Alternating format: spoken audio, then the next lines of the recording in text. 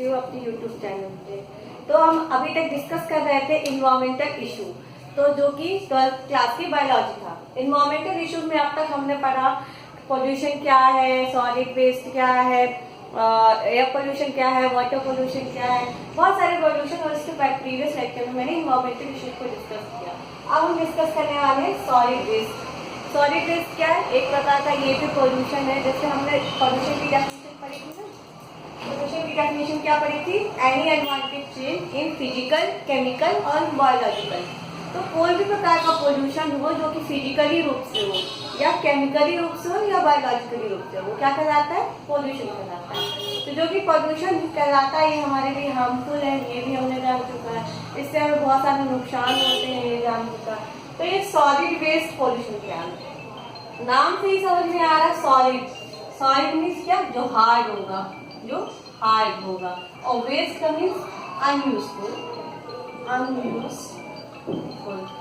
जो हमारे लिए यूजफुल ना हो, हार्ड मटेरियल हो, थोड़ी कठोर हो, जो और जो कोई इजीली नाम से सॉलिड है तो इजीली डिकम्पोज नहीं होगा, ये टेक टाइम लेगा। तो ये इसके बारे में आज हम डिस्कस करने वाले हैं। जैसे हमने वाटर पोल्यूशन में पढ़ा था कि वाटर किस किस चीजों से पोल्यूट होता है, एयर पोल्यूशन में पढ़ा था किस किस रूप से एयर पोल्यूशन होता है, कैसे उसे हम ठीक करें। तो आज हम सॉलिड वेस्ट के बारे में पढ़ेंगे। सॉलिड वेस्ट यानी कोई भी हार्ड मटेरियल है जो कि अनयूजफुल है, जो कि पोल्यूशन फैला रहा है, हमारी एनवायरनमेंट को अफेक्ट कर रहा है, उसके बारे में हम डिस्कस करने वाले हैं। तो सॉलिड वेस्ट कहाँ से सोर्स हो सकता है इसका सोर्स, इसका ये जो हो गया, जो भी चीजें हैं जो हम थ्रो कर देते हैं, जो चीजें वेस्ट चीजें हैं जो हम लोग फेंक देते हैं। जैसे कि अगर हॉस्पिटल का वेस्ट हुआ, हॉस्पिटल का कोई वेस्ट होता है, कोई हमारा डोमेस्टिक वेस्ट हो गए, जो हमारे घर में सीवेज हो गए, फल सब्जी के छिलके हो गए, प्लास्टिक पॉलीथीन हो गए जिसमें सब्जी बाजार से कुछ सामान लाते हैं, या कुछ भी इतने सारे इलेक्ट्रिक वायर हो गए। डे टू डे लाइफ में हम कितने सारे चीजों को वेस्ट करते हैं, जो कि डंप करने के लिए कचरा वगैरह फेंक देते हैं। ठीक, हॉस्पिटल वेस्ट हो गया। स्कूल कॉलेज से भी होता है, स्कूल में भी पेपर वर्क कितना होता है, और भी स्कूल का में कितने प्रकार के डस्टबिन में चीजें होती है। स्कूल कॉलेज हो गया, एजुकेशन के फील्ड में हो गया, इंडस्ट्रीज के फील्ड में हो गया, मतलब हर जगह अगर हम देखेंगे तो वेस्ट जो है होता ही होता है। तो मतलब कुछ भी जो वेस्ट होता है वो सॉलिड वेस्ट कहलाता है, जिसको हम टच कर सकते हैं, छू सकते हैं। ठीक है, तो ये जो सारे वेस्ट हैं इनका सोर्स कहाँ से हमने देख लिया, कहाँ से सोर्स है। तो हम इसको डिटेल में जानेंगे। सोर्सेस, इसकी क्या क्या सोर्स है, अब हम एक एक को डिटेल में जानेंगे। ठीक है, तो पहला क्या है? Hospital waste.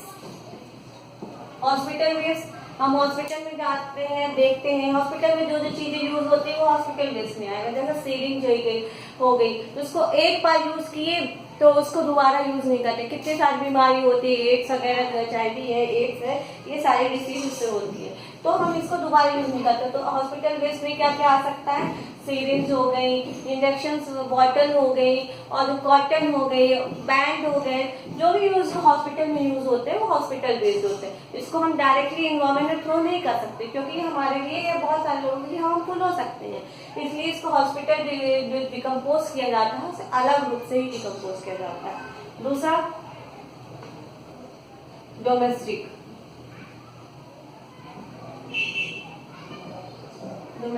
Waste. Domestic waste में हमने अभी क्या जाना, जो हमें घरेलू दैनिक जीवन में जो जो चीजें यूज आती हैं, फल सब्जी, किचन से लेके रसोई घर से लेके हमारे हॉल रूम से लेके डाइनिंग रूम से लेके लकड़ी का सामान हो गया, प्लास्टिक बैग हो गया, पेंट डिब्बे हो गए, पेंट हो गया, कॉस्मेटिक आइटम हो गया, कपड़े हो गए, टेक्सटाइल हो गए, जो भी हम यूज करते हैं घरेलू चीज में वो सॉलिड वेस्ट में आ गया। हम इसको कोई अलग तरीके से तो डिकम्पोज नहीं करते, लेकिन बोलते नगर पालिका म्यूनिसिपल जो वेस्ट गाड़ी आती है, कचरे वाली गाड़ी आती है, उसी में हमको फेंकना चाहिए। जगह जगह हमें नहीं फेंकना चाहिए, ये तो हम कर ही नहीं होंगे, सुनते नहीं है। घर गाड़ी जो आती है, म्यूनिसिपल गाड़ी जो आती है नगर पालिका से, से, तो उसमें फेंकते हैं। उसमें भी बोला जाता है कि गीला कचरा अलग रखें, सूखा कचरा अलग रखें। ये जो ग्लास कांच हो गया, ग्लास हो गया, उसको भी अलग से डिकम्पोज करना चाहिए, जिससे कोई अगर हार्मफुल ना हो किसी और को। ठीक है। तीसरा है इंडस्ट्रियल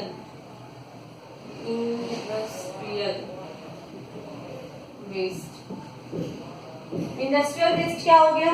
जो कि इंडस्ट्री में अगर कोई प्रोडक्ट बनाते हैं, जैसे कोई भी टेक्सटाइल इंडस्ट्री है, कपड़े बनाने वाली कोई फैक्ट्री है, तो उसमें जो कपड़े जो वेस्ट होंगे उसी के अकॉर्डिंग होंगे। जैसे कि अगर वो कलर यूज करते होंगे कुछ कपड़े को रंगीन करने के लिए, ये कलर क्यों ऐसा हमें नहीं करा, इसमें एक कलर यूज किया गया है उसको रंगने के लिए, तो कलर हो गया, कलर वेस्ट हो गया, कुछ धागे हो गए, कुछ टेक्सटाइल वेस्ट हो गए, कुछ रेशम के कपड़े, जो जिस तरह की फैक्ट्री होगी, जिस तरह की इंडस्ट्री होगी, उस तरह का वेस्ट होगा। पेपर मिल जाइएगा, पेपर मिल देखेंगे तो वहाँ पे क्या होता है, पेपर वेस्ट होता है, कुछ उससे उसके कतरन हो गए, कुछ छोटे छोटे पीसेस हो गए, ये सारे वेस्ट होते हैं। मतलब इंडस्ट्री के हिसाब से जो भी वेस्ट होता है वो हम इंडस्ट्री के वेस्ट में कहेंगे।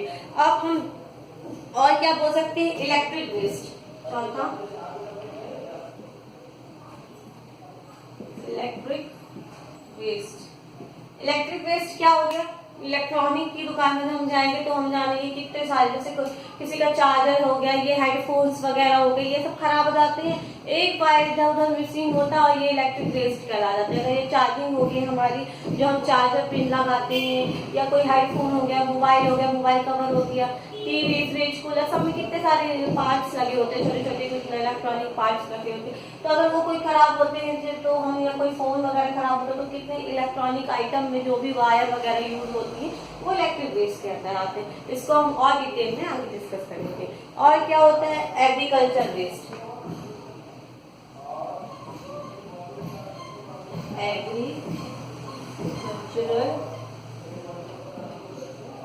वेस्ट। अब एग्रीकल्चर वेस्ट क्या है? जो हम एग्रीकल्चर के प्रोडक्ट, एग्रीकल्चर में हम जो चीजें यूज लाते हैं, जैसे पेस्टिसाइड हो गया, केमिकल फर्टिलाइजर यूज करते हैं, ऑर्गेनिक फार्मिंग में हम एक्स्ट्रा न्यूट्रिएंट प्लांट्स को देते हैं, फास्फोरस, नाइट्रेट हो गया, और भी जो हार्मफुल होता है हमारे लिए भी और हमारे गवर्नमेंट के लिए भी और इंसेक्ट के लिए भी होता है। तो ये सारे जो केमिकल्स हम डालते हैं जिससे हमको प्रोडक्ट तो अच्छा मिलता है। मैंने लास्ट वीडियो में भी इसको डिस्कस किया है। इससे एयर पोल्यूशन बहुत होता है, एयर पोल्यूशन भी होता है, वाटर पोल्यूशन भी होता है। मैंने लास्ट वीडियो में बताया था यूट्रोफिकेशन। यूट्रोफिकेशन कहाँ से होती है? वो भी रन ऑफ कहाँ से होता है? अगर एग्रीकल्चर लैंड से अगर कोई रन ऑफ पानी बहते हुए आ रहा है और कोई वाटर सोर्स में मिल जाए, एग्रीकल्चर सोर्स से, खेतों से पानी बह के अगर आ रहा है कोई सोर्स में, वाटर सोर्स में, नदी, तालाब, कोई से भी वाटर सोर्स में मिल जाए और वहां पे भी ये जो प्रोसेस स्टार्ट होने लगती है, वो यूट्रोफिकेशन की प्रोसेस मैंने वीडियो में डिस्कस की है। अगर नहीं देखते हो तो लास्ट वीडियो देखना। तो ये जो होता है एग्रीकल्चर वेस्ट हो गया, इसमें कितने सारे फर्टिलाइजर हम डालते हैं, इंसेक्टिसाइड्स डालते हैं, जो कि प्रोडक्ट तो हमें दे देते हैं, प्रोडक्ट जो हमें चाहिए, फसल में ज्यादा तो होती है, लेकिन उसके बैक टू बैक जो हमारी इम्यूनिटी आज की डेट में, हमें कोई सी भी बीमारी जल्दी से पकड़ लेती है। हर इंसान, हर दूसरा इंसान आज की डेट में डॉक्टर के पास हर दिन आता रहता और उसकी इम्यूनिटी कमजोर होना। इम्यूनिटी कहाँ से कमजोर होती है? क्यों? क्योंकि जो हम गेहूं हो गया, चावल हो गया, अनाज में जो भी हो गया, इवन दूध, जो मिल्क हम लेते हैं वो भी अब प्योर नहीं रह गया, उसको केमिकलाइज्ड मैन्युफैक्चर करके देते हैं, क्या क्या केमिकल मिला के देते हैं। इस तरह हम कह सकते हैं कि जो एग्रीकल्चर वेस्ट हो गया उसमें बहुत सारे हम जो प्रोडक्ट यूज करते हैं ये सारे हमारे लिए हार्मफुल होते हैं। तो इसलिए हमें ये जो वेस्ट प्रोडक्ट है इसको अच्छे से डिकम्पोज करना चाहिए। पहली बात तो हमें यूज ही नहीं करना चाहिए टॉक्सिक मटेरियल, कि हमें ज्यादा फर्टिलिटी, उसके बैक में कितना नुकसान होता है वो तो हम जान गए। तो हमें पहले भी करना चाहिए, सॉइल की फर्टिलिटी हो उतना उसमें उपज होगी, लेकिन अगर हम यूज भी करते हैं तो अच्छे से उसको डिकम्पोज करना चाहिए, उसको देखना चाहिए किससे कितना नुकसान होता है, गलत जगह पे नहीं बना रहा। इस तरह हम कह सकते हैं यूट्रोफिकेशन होता है, क्रॉप प्रोडक्शन तो होती ही है लेकिन उसका नुकसान है, ठीक। तो एग्रीकल्चर वेस्ट हो गया। तो अब हम इसके लिए, हम इसको उपाय क्या है एग्रीकल्चर वेस्ट को रोकने के लिए? इसके लिए हम वो यूज कर सकते हैं, क्या? ऑर्गेनिक फार्मिंग को ऑर्गेनिक फार्मिंग कर सकते हैं। ऑर्गेनिक फार्मिंग क्या है? जो काऊ डंक हो गया या सब्जी या फल के छिलके हो गए जो इजीली डिकम्पोज हो जाते हैं, जो बायोडिग्रेडेबल होते हैं, वो सारे प्रोडक्ट यूज कर कर सकते हैं जो कि काफी उर्वरक होते हैं। उसमें अर्थ बॉम्ब हम डाल सकते हैं जो सॉइल को पोरोसिटी बढ़ाती है ना। सॉइल जो है, जैसे कोई ये सॉइल है, ये यहाँ पे सॉइल रखी है, अगर हम इसमें अर्थ बॉम्ब डालते हैं तो ये क्या करते हैं, अर्थ बॉम्ब को मित्र कहा जाता है किसान को। क्यों कहा जाता है अर्थ बॉम्ब को? इस अर्थ बॉम्ब ये है, मान लीजिए ये अर्थ बॉम्ब, ये सॉइल है, तो इसको किसान का मित्र कहा जाता है। क्यों कहा जाता है? ये जो अर्थ बॉम्ब है ये ऐसे ऐसे अपना इस तरह मोशन करते हुए, अपना मोशन करते हुए ये पूरे सॉइल में अपना भोजन ढूंढते हैं और सॉइल को पोरस कर देते हैं। पोरस मीन्स छिद्रदार, यानी पोली कर देते हैं। अपना घर बनाने के लिए टनल्स बनाने के लिए टनल्स बनाते हैं, उसमें से पास होते हैं जिससे पोरस हो जाती है, यानी सॉइल जो है एकदम टाइट मिट्टी ना होके मतलब फूली फूली हो जाती है। इसमें उसमें एयर जो O2 की जो कैपेसिटी है, होल्डिंग कैपेसिटी वो बढ़ जाती है। O2 होल्डिंग कैपेसिटी मतलब वो O2 को ज्यादा होल्ड कर सकती है, जो कि पोरस हो चुकी है। तो उसके बीच में क्या रहेगा, O2 रहेगा, और O2 रहेगा तो बहुत यूजफुल है, हमने पढ़ा ये कल भी देखा था। तो पोरस हो जाती है। इसमें वाटर होल्डिंग कैपेसिटी भी बढ़ जाती है, उसमें ज्यादा वाटर भी वो होल्ड कर सकती है, ऑक्सीजन भी होल्ड कर सकती है। इसलिए ये जो किसान किसको, अर्थ बॉम्ब यानी जो केचुआ होता है उसको मित्र कहा जाता है। ज्यादातर हम देखे होंगे लोग अर्थ बॉम्ब का प्रोडक्शन करते हैं और उसको सॉइल में डालते हैं जिससे वो सॉइल उनकी अच्छी हो जाए। ठीक है, तो हमने ये जाना। अच्छा, कई सारे तरीके हैं जिसको हम यूज करके हम इसको रोक सकते हैं। ग्रीन वो रेवोल्यूशन भी इसी के लिए चला था कि हम क्या कर सके, ग्रीनिश को बढ़ाएं, मतलब ओरिजिनलिटी जो ग्रीन है उसको बढ़ाने के लिए भी ग्रीन रेवोल्यूशन चला था। किसके लिए? एग्रीकल्चर के लिए। यही सेम चीज अगर हम एग्रीकल्चर में ही यूज कर सकते हैं। मिल्क में भी अगर हम जो होता है गाय को जो मिल्क होता है उसमें भी हम बहुत सारे केमिकल्स यूज करके आर्टिफिशियल मिल्क क्रिएट करते हैं। ये सारी प्रॉब्लम्स आती हैं जो कि सॉलिड वेस्ट के अंदर रहती है। ठीक है, तो अब हम ये जान चुके हैं कि क्या क्या सोर्स हैं, और भी कई सोर्स हम इसमें कह सकते हैं। जैसे छठ में कह सकते हैं माइनिंग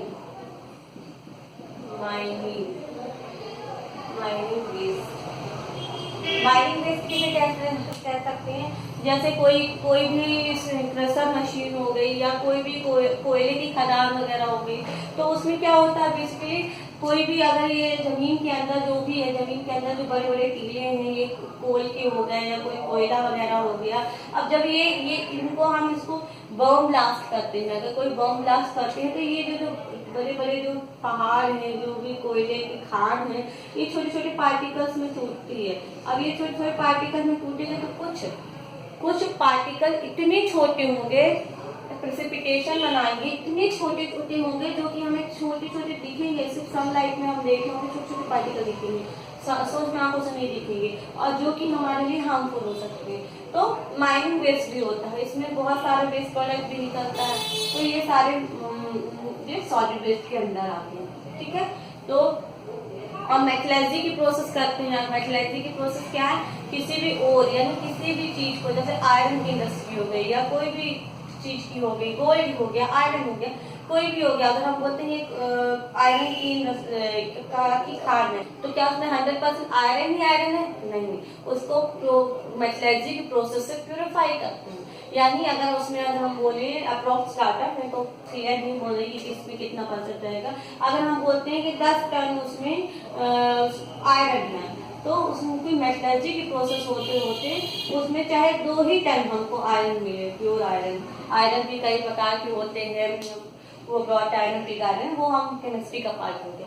तो जो आयरन होते हैं जो प्यूरिफाई करते हैं मेटलर्जी की प्रोसेस से, तो जो रिमेन 8 टन है, अगर हम मोटा मोटा हिसाब लेके चले, जो रिमेन 8 टन है वो कहाँ गया? वो मेटलर्जी की प्रोसेस से सॉलिड वेस्ट में नहीं आएगा। ठीक है, तो ये सारी जो प्रोसेस है डे टू डे लाइफ में हम करते हैं, इंडस्ट्री के लिए, हमारे डेली जीवन में जो करते हैं, यही सोर्स बन चुका है और इसी के थ्रू हमारा सॉलिड वेस्ट होता है। तो हम जान चुके हैं सॉलिड वेस्ट क्या है और इसके क्या साइड इफेक्ट है। तो इसको कंट्रोल कैसे कर सकते हैं? इजीली डिकम्पोज करके। कैसे?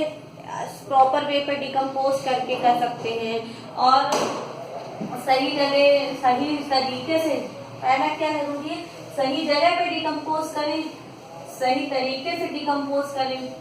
ये कई मेथड होती हैं जिसके थ्रू हम इसको कर सकते हैं। ठीक है, तो हम पहला क्या बोल सकते हैं, ये 3 टाइप से डिवाइड कर रहे हैं। अगर हम उसको 3 टाइप से डिवाइड किया करें, सॉलिड वेस्ट को 3 टाइप से डिवाइड करते हैं, तो पहला है बायोडिग्रेडेबल,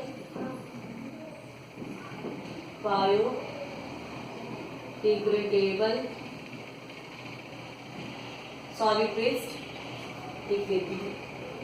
सॉलिड वेस्ट,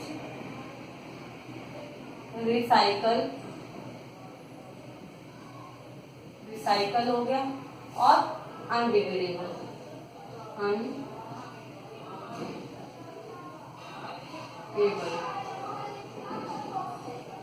ये तीनों में लिख लीजिएगा, ये सॉलिड वेस्ट। तो अगर हम सॉलिड वेस्ट को 3 पार्ट में डिवाइड करते हैं, तो बायोडिग्रेडेबल, इसको मैं इंट्रोडक्शन क्लास में बताई थी। Biodegradable, bio means life, living, और डिग्रेडेबल यानी जो डिकम्पोज, डाइजेस्ट इजीली हो जाए, जो इजीली ब्रेक डाउन हो जाए। ठीक है, तो इसका क्या है, बायोडिग्रेडेबल क्या है, वो सब्सटेंस, वो पदार्थ जो इजीली डाइजेस्ट हो जाए। इजीली डाइजेस्ट मीन्स क्या हो जाए, लार्ज से सिंपल में कन्वर्ट हो जाए, लार्ज या कॉम्प्लेक्स से, कॉम्प्लेक्स फॉर्म से इसमें ना simple, simple form, simple form बोले तो अगर कोई ये इतना बड़ा सॉलिड वेस्ट है, अगर ये छोटे छोटे पार्ट में डिवाइड हो जाए, छोटे छोटे पार्ट में डिवाइड हो जाए, इजीली डाइजेस्ट हो जाए, इजीली डिकम्पोज हो जाए,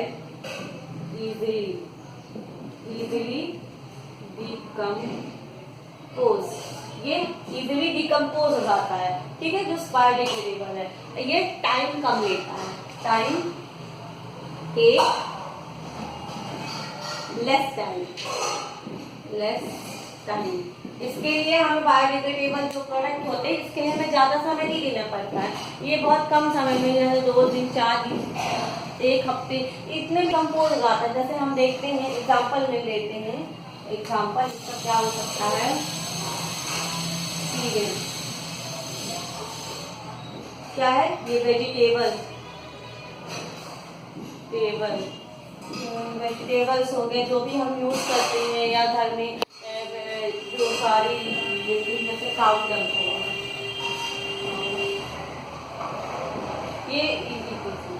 ये सारी जो चीजें हैं, अगर हम सब्जी के छिलके वगैरह को अगर किसी जगह पे इकट्ठा रखते हैं, तो मुश्किल में वो 2-4 दिन लेगा, उसके डिकम्पोज हो जाएगा और इजीली हो जाएगा, और ये यूजफुल प्रोडक्ट बनाता है।